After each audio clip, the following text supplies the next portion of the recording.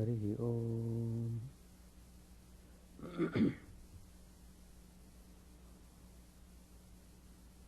Om Stapakaya ca dharmasya sarvadharmaswarupine Stapakaya ca dharmasya sarvadharmaswarupine Avatara Varishtaya Ramakrishna Te Namah Asato Ma Sadgamaya Tamaso Ma Jyotirgamaya Mrityorma Mritangamaya Om Shanti Shanti Shanti. Let us offer our salutations to Sri Ramakrishna, the embodiment of all religions, the Supreme God incarnate. Let us pray to Him to lead us from the unreal to the real, to lead us from the darkness of ignorance to the light of knowledge, to lead us from death to immortality. We have been studying Gospel of Sri Ramakrishna. Today's topic I have chosen from the Gospel. Thou art the operator and I am the machine. This spiritual teaching of Sri Ramakrishna has tremendous spiritual significance. Sri Ramakrishna said, what is knowledge and what is ignorance? As long as we are ignorant, we are bound to suffer. So, we must get rid of ignorance by whatever means. But we should have clear conception of what is knowledge, what exactly ignorance means. Sri Ramakrishna himself has explained it. What is knowledge and what is the nature of this ego? It is this ego that is the cause of everything in the life. So purification of the ego, sublimating the ego, is a very important factor in spiritual life. And Sri Ramakrishna says, God alone is the doer and none else. God alone is the doer and none else. That is knowledge.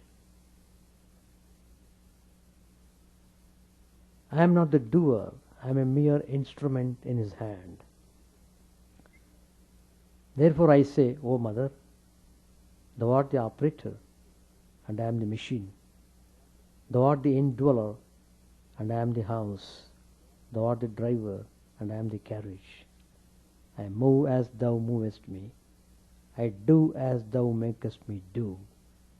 I speak as Thou makest me speak. Not I, but Thou, but Thou. Sri Ramakrishna made this statement, and whoever has experienced realization of God, then he is said to have this knowledge. Once in the strange mood, Sri Ramakrishna said he placed his foot on Vijaya's chest. Sri Ramakrishna said, you know how greatly I respect him? and I placed my foot on his body.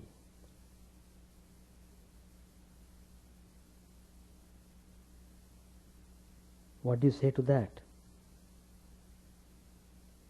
Dr. Sarkar used to come to Sri Ramakrishna every now and then to examine his throat. On that particular day, doctor was present when Sri Ramakrishna was telling like this. Then doctor said, but now you should be careful. Master with folded hands, what can I do? I become completely unconscious in that mood. Then I don't know at all what I am doing. Doctor, you should be careful. No use folding your hands now and expressing regret. Master said, can I do anything myself in that mood? What do you think of this state? If you think it's a hoax, then I should say that your study of science and all that is bosh. Doctor said, now listen, sir, would I come to see you so often if I thought it all a hoax?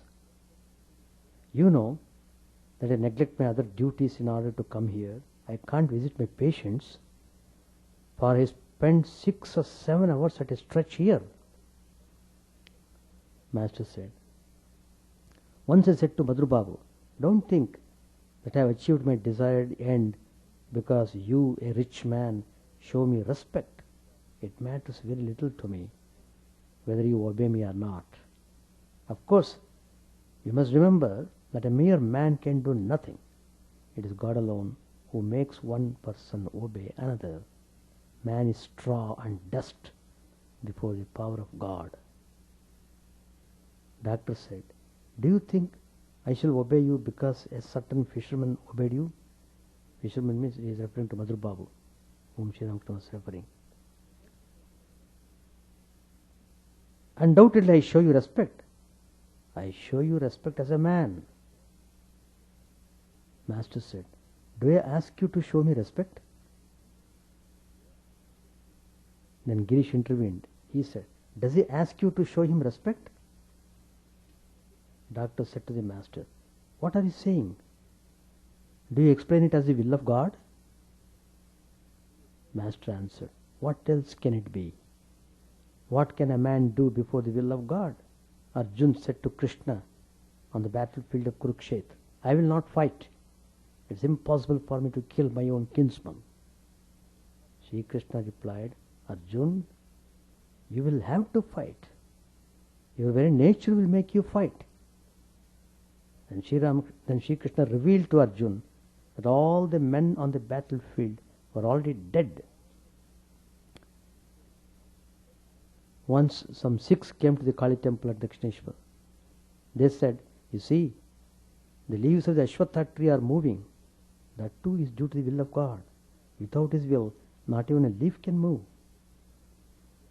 Doctor said, if everything is done by the will of God, then why do you chatter? Why do you talk so much to bring knowledge to others? Master answered, He makes me talk, therefore I talk. I am the machine and He is the operator. Doctor said, you say that you are the machine, that's all right. Or keep quiet, knowing that everything is God. Girish said to the doctor, whatever you may think, sir, the truth is that we act because He makes us act. Can anyone take a single step against the Almighty will? Doctor said, but God has also given us free will. I can think of God or not as I like. Girish said, you think of God or do some good work because you like to. Really, it is not you who do these things, but your liking of them that makes you do so. Doctor said, why should that be so? I do these things as my duty. Girish said, even then it is because you like to do your duty. Doctor said, suppose a child is being burnt. From a sense of duty, I rush to save it. Girish said, you feel happy to save the child, therefore you rush into the fire. It is your happiness that drives you to the action. A man eats opium being tempted by such relishes as puffed rice or fried potatoes. Master said, a man must have some kind of faith before he undertakes a work. Further, he feels joy when he thinks of it. Only then does he set about performing the work. Suppose a jar of gold coins is hidden underground. First of all, a man must have faith that a jar of gold coins is there. He feels joy at the thought of the jar. Then he begins to dig. As he removes the earth, he hears a metallic sound. That increases his joy. Next he sees a corner of the jar. That gives him more joy. Thus his joy is ever on the increase. Standing on the porch of the Kali temple, I have watched the ascetics preparing their smoke of hemp. I have seen their faces beaming with joy in anticipation of the smoke. Doctor said, but take the case of fire. It gives both heat and light. The light no doubt illumines objects, but the heat burns the body. Likewise, it is not an unadulterated joy that one reaps from the performance of duty. Duty has its painful side too. Master Mahesh said to Girish, as the proverb goes, if the stomach gets food, then the back can bear a few blows from the host. There is joy in sorrow also. Girish said to the doctor, duty is dry. Doctor answered, why so? Girish, then it is pleasant. All laughed. Yam said, again, we come to the point that one likes opium for the sake of the relishes that are served with it. Girish said to the doctor, duty must be pleasant, or why do you perform it? Doctor said, the mind is inclined that way. Master Mahesh said to Girish, that wretched inclination draws the mind. If you speak of the compelling power of inclination, then where is free will? Doctor said, I don't say that the will is absolutely free. Suppose a cow is tied with a rope. She is free within the length of that rope. But when she feels the pull of the rope, then Master intervened and he said, Jadu Malik also gave that illustration. Referring to younger Narayan, Master asked, is it mentioned in some English book? Master said to the doctor, look here, if a man truly believes that God alone does everything, that he is the operator and man the machine, then such a man is verily liberated in life. Thou workest thine own work, men only call it theirs. Do you know what it is like? Vedanta philosophy gives an illustration. Suppose you are cooking rice in a pot with potato, eggplant and other vegetables. After a while, the potatoes, eggplant, rice and rest begin to jump about in the pot. They seem to say with pride, we are moving, we are jumping. The children see it and think the potatoes, eggplant and rice are alive, and so they jump that way. But the elders who know explain to the children that the vegetables and the rice are not alive. They jump not of themselves, but because of the fire under the pot. So, if you remove the burning wood from the hearth, then they will move no more. Likewise, the pride of man, that he is the doer, springs from ignorance. Men are powerful because of the power of God. All becomes quiet when that burning wood is taken away. The puppets dance well on the stage when pulled by a wire, but they can't move when the wire snaps. A man will cherish the illusion that he is a doer as long as he has not seen God, as long as he has not touched the philosopher's stone. So long will he know the distinction between his good and bad actions. This awareness of distinction is due to God's Maya, and it is necessary for the purpose of running his illusory world. But a man can realize God if he takes shelter under his Vidya Maya and follows the path of righteousness. He who knows God and realizes him is able to go beyond Maya. He who firmly believes that God alone is a doer and he himself a mere instrument is a Jivan Mukta, a free soul, though living in a body. I said this to Keshav Chandra Sen. Then Master said to the devotees, a man becomes liberated even in this life when he knows that God is the doer of all things. Once Keshav came here with Shambhu Malik. I said to him, not even a leaf moves except by the will of God. Where is man's free will? All are under the will of God. Totapuri was a man of great knowledge, yet even he was about to drown himself in the Ganges. He stayed here 11 months. At one time, he suffered from stomach trouble. The excruciating pain made him lose control over himself, and he wanted to drown himself in the river. There is a long shoal near the bathing ghat. However far he went into the river, he couldn't find water above his knees. Then he understood everything and came back.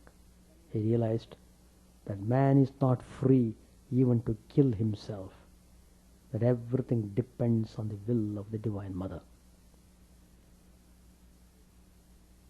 Sri Ramakrishna was consoling Adhar's grief-stricken friend. Adhar was a devotee of Sri Ramakrishna. Sri Ramakrishna said to that grief-stricken friend, Sri Ramakrishna said, what can you do? Be ready for death. Death has entered the house. You must fight him with the weapon of God's holy name. God alone is the doer. I say, O Lord, I do as thou dost through me. I speak as thou speakest through me. I am the machine and thou art the operator. I am the house and thou art the indweller. I am the engine and thou art the engineer. Give your power of attorney to God. One doesn't come to grief through letting a good man assume one's responsibilities. Let his will be done.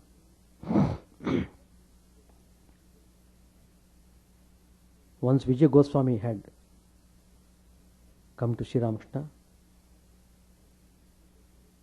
he began to hesitate about going to the platform to conduct the worship. Vijaya said to Master, I shall conduct the worship from the platform only if you give me your blessing. Master said, it will be all right if you don't feel any egotism, if you don't have the vain feeling, I am giving a lecture, listen to me. What begets egotism? Knowledge or ignorance? It's only the humble man who attains knowledge. In a low place, rainwater collects. It runs down from a mount. A man achieves neither knowledge nor liberation as long as he has egotism. He comes back again and again to the world. The calf bellows, hamba, hamba. That is I. That's why it suffers such agony. The butcher slaughters it, and the shoemaker makes shoes from its hide. Besides, hide is used for the drum, which is beaten mercilessly. Still, no end to its misery. At long last, a carding machine is made from its entrails. While carding the cotton, the machine makes a sound tuhu, tuhu. That is thou, thou. Then the poor calf is released from all suffering. It no longer says hamba, hamba, but repeats tuhu, tuhu. The calf says as it were, O God, thou art the doer, and I am nothing. Thou art the operator, and I am the machine. Thou art everything. 3 words, Master, Teacher, and Father, prick me like thorns, Sri Ramakrishna said. I am the Son of God, His eternal child. How can I be a father? God alone is the Master, and I am His instrument. He is the operator, and I am the machine. Again and again Sri Ramakrishna tells that. If somebody addresses me as a guru, I say to him, go away. You fool, how can I be a teacher? There is no teacher except Sachidananda. There is no refuge except him. He alone is the ferryman to take one across the ocean of the world. Man cannot see God on account of this, on account of his ego. You can't see the sun when a cloud rises in the sky. But that doesn't mean there is no sun. The sun is there just the same. But there is no harm in the ego of a child. On the contrary, this ego is helpful. Greens are bad for the stomach, but hinche is good. So hinche cannot properly be called greens. Sugar candy likewise cannot be classed with other sweets. Other sweets are injurious to the health, but not sugar candy. I say, oh mother, I am the machine and you are the operator. I am inert and you make me conscious. I do as you make me do. I speak to you, I speak as you make me speak. But the ignorant say, I am partly responsible and God is partly responsible. So how? We are all suffering because of this ego. It is this ego that makes us always feel, I am doing thing. I want to do like this. I want to do like that. I was hurt. All these things. So I is taking a very prominent place in everyone's life. And if that I is worldly I, then is totally lost. So you must make effort to make that worldly I spiritual I. You must spiritualize that. That's very, very important. And there is a very good episode in the book Adventures in Religious Life, written by Swami Chidananda. There is a story. One day, when the Sultan of the kingdom was in his palace at Damascus, the beautiful young man who was his favorite rushed to his presence and in great agitation proclaimed, Sir, I must go to Baghdad at once. He begged to be allowed to take His Majesty's swiftest horse, the horse which could run very fast. Because the Sultan loved him so much, he was most favorite.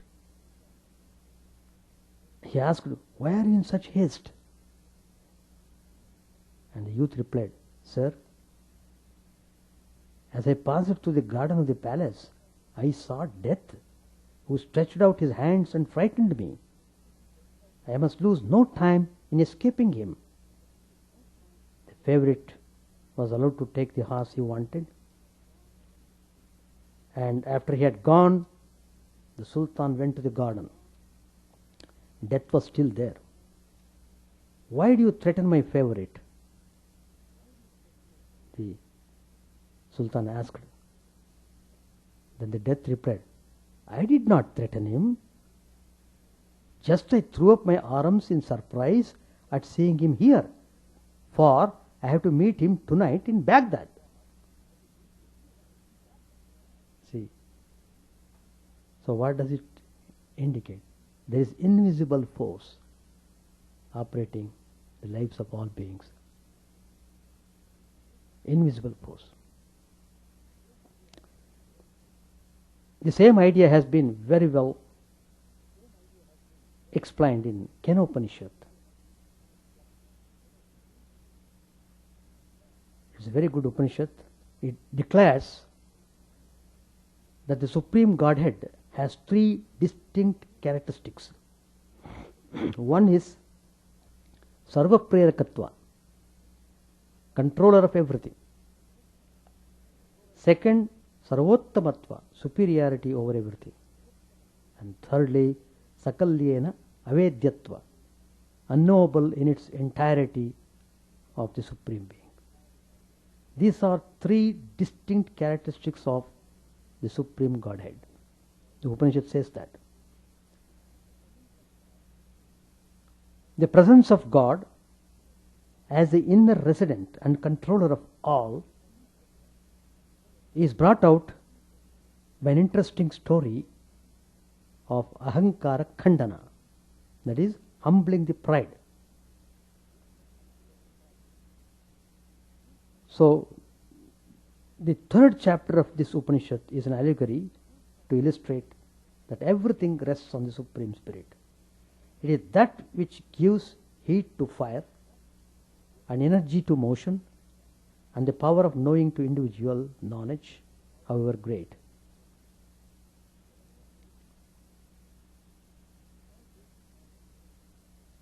All beings are like electric lamps that glow up by the power that is received by them from the Supreme Being, themselves not knowing it. Once upon a time, there was a war between the gods and the demons. The gods won, at least for the time being. They were all very happy for this great victory, and they were boasting among themselves, oh, how we fought very well and got this victory. But they didn't realize that the power of Brahman, the Supreme Being, had made their victory possible. But the gods, that is the ordinary devatas, they took the credit themselves. When Brahman saw them congratulating each other, he decided to act and to teach them a good lesson. So, the Brahman appeared before them in a mysterious way as a spirit. The gods said to each other in great wonder, "What is this awesome spirit?" Then they asked Agni, the god of fire, to find out who it was. And Agni agreed. He ran toward the spirit to find out who that spirit was. And immediately that spirit said, "Stop! Who are you?" "I am Agni, the god of fire." He proudly replied, "I see. What power do you have?" Asked the mysterious spirit. "Why? I can burn anything on the earth." "Oh, I see." Then Brahman in that spirit form put a straw on the ground in front of him and said, "Well, let me see, burn this." Agni went towards it, his fiery breath crackling and arms ablaze. With full fury, the fire was going and touching the straw. But in no way could he burn that straw. For some strange reason, no matter how hard he tried, finally he returned shamefully and reported that he was unable to find out who that being was. Then Vayu was sent, god of the wind, to find out who that spirit. Vayu ran boldly towards the spirit. Again the spirits stopped him. "First you tell me who you are." "I am Vayu, god of air and wind." "What power do you have?" "Why, I make hurricanes and cyclones. I can lift up anything on this earth." "Is that so?" "Then lift this up."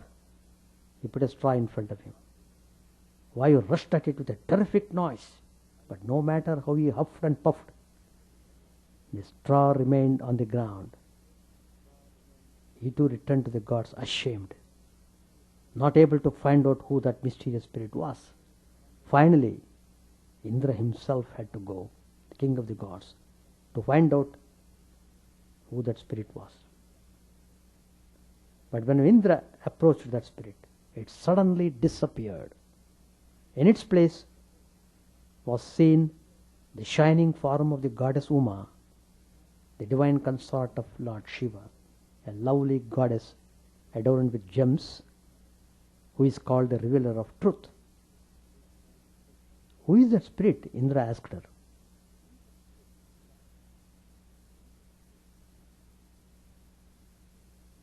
And the mother replied, "That is Brahman, the mysterious spirit whom you are trying to find out.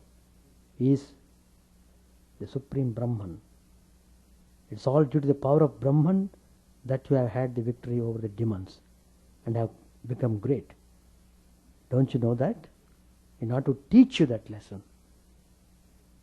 Brahman himself came in this way. The Supreme Being is the operator of everything. We are only his instruments. So, that's the truth. Once you realize the truth, you are liberated. That is the real knowledge. Everything is done by God. I am really nothing. So, Sri Ramakrishna, who had realized Divine Mother, who had realized Absolute Brahman, who was in Nirvikalp Samadhi, who reached the highest state in spiritual practices, he exhibited himself as the most humble person on this earth, humbler than the humblest. It is the most humble that is very near to God. Sri Ramakrishna, even after this great realization, he was not egoistic at all, and he was just like a child, not ignorant child, child with supreme knowledge. He was not childish. He was childlike. Childlike child. It's full of knowledge, full of bliss. So, he knew the meaning of God is the operator and he was the machine. It is God's power that is working through everybody. So this spiritual outlook makes a very big difference. If you have this outlook, then you won't boast about anything, and everything is done as an offering to God. That's all. You do it for the love of God, and you are satisfied with that.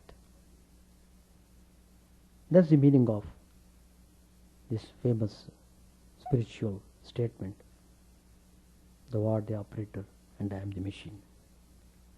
Page 805.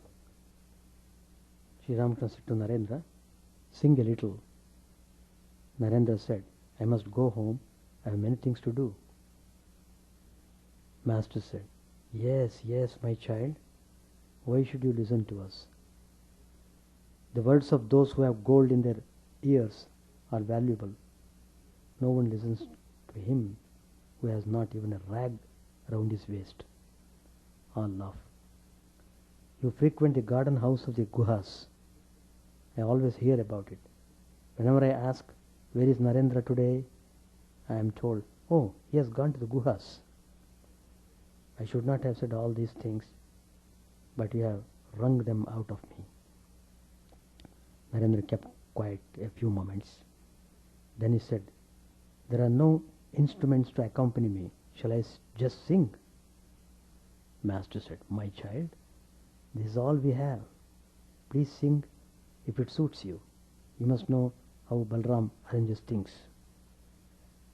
Balram says to me, "Please come to Calcutta by boat. Take a carriage, only if you must." I'll laugh. You see, he has given us a feast today, so this afternoon he will make us all dance.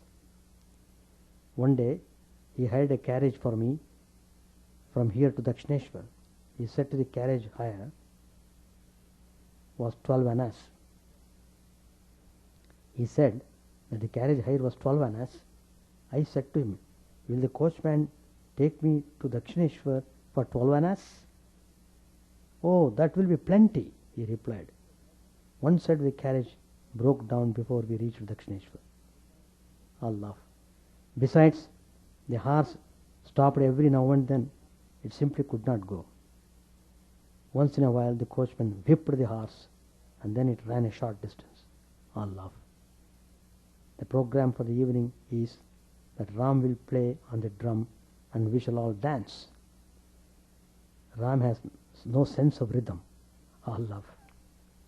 Anyhow, that is Balram's attitude. Sing yourselves, dance yourselves, and make yourselves happy. All love.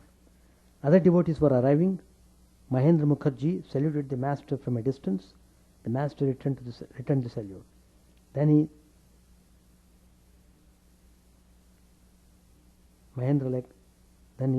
salamed to Mahendra like a Mussulman.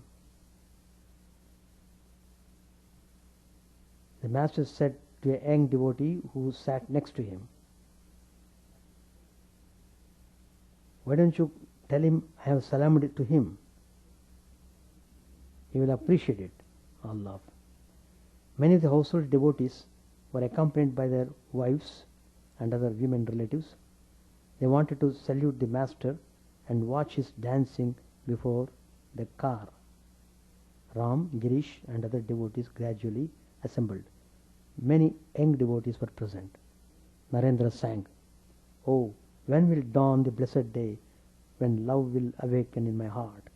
When will my tears flow uncontrolled, as I repeat Lord Hari's name, and all my longing be fulfilled?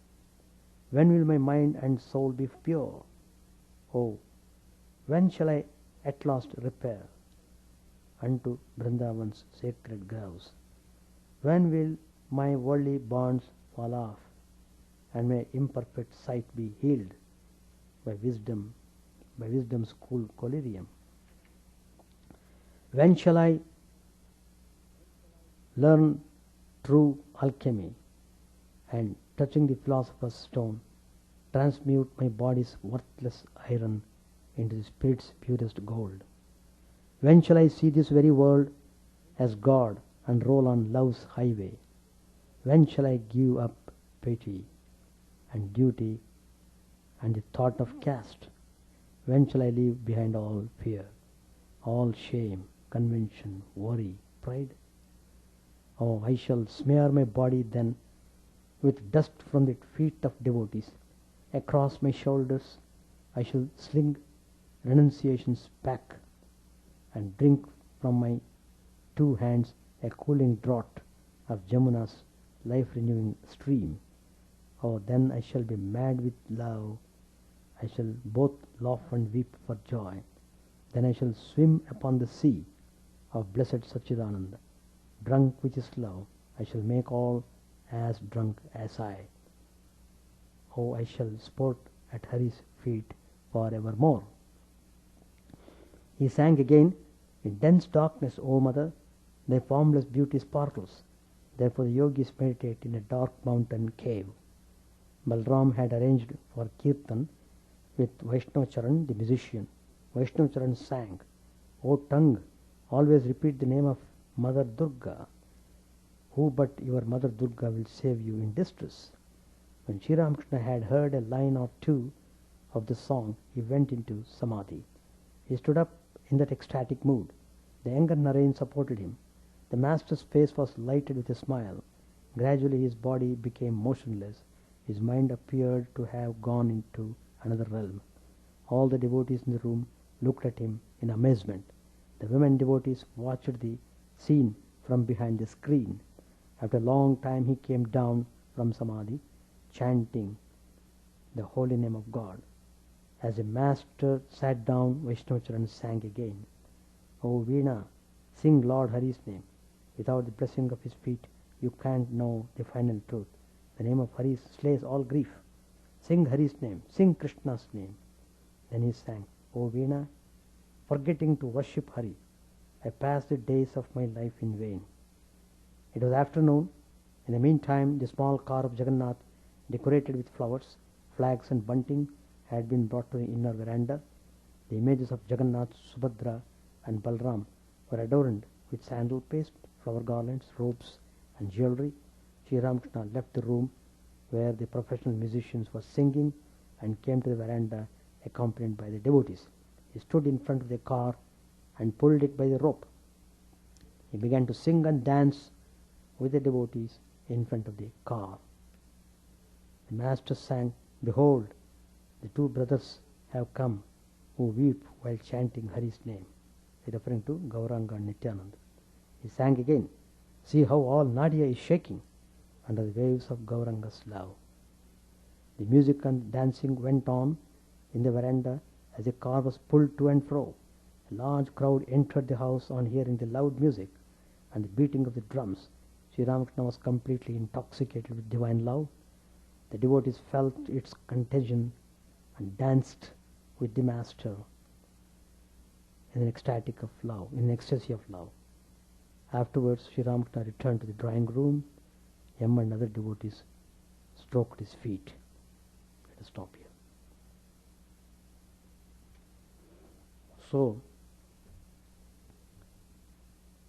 everything is done by God's will only. We should not be egoistic and boastful. In a humble way, we should try to be righteous in all our dealings, maintain purity, love and devotion. Then you will understand God's glory more and more. That's all. Any question? All right.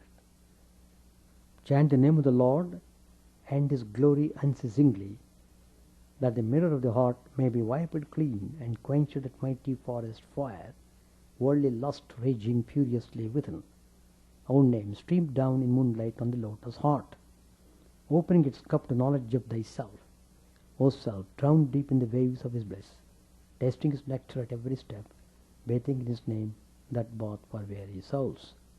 Various are thy names, O Lord, in each and every name thy power resides.